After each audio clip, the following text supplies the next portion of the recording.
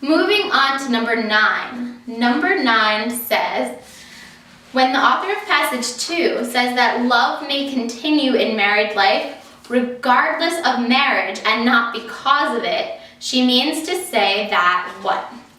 So looking at line 92 and some of the lines surrounding it, that says, so we'll start up at 88. So at any rate, while it is true that some marriages are based on love, and while it is equally true that in some cases love continues in married life, I maintain that it does so regardless of marriage and not because of it.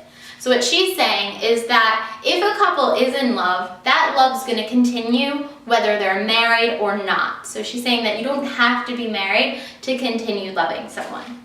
So looking at this question's answer choices, A says no one should ever get married in the first place. So she never says that in those lines. You might get that from her writing in the other parts of her essay. However, in those specific lines which they mention, which you have to look at, she doesn't say that. So A is out.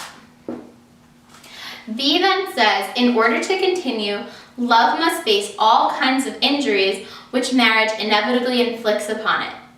So if we look at that, in order for love to continue, it must face injuries which marriages inflict upon it.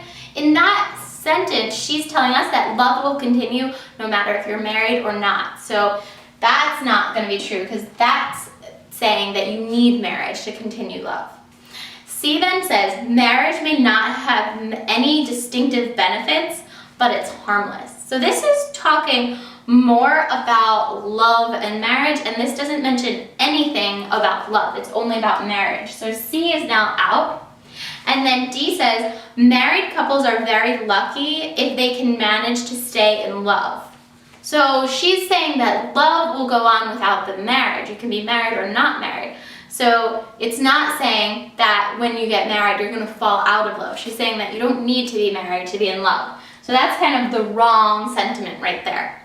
And then E says, marriage in and of itself cannot strengthen a couple's bond. The bond either exists or it doesn't. That's exactly this woman's point. She's saying, you have a bond, you don't need to be married in order to continue it. It's going to be what it is, whether you're married or not. And that's exactly what is said in answer choice E.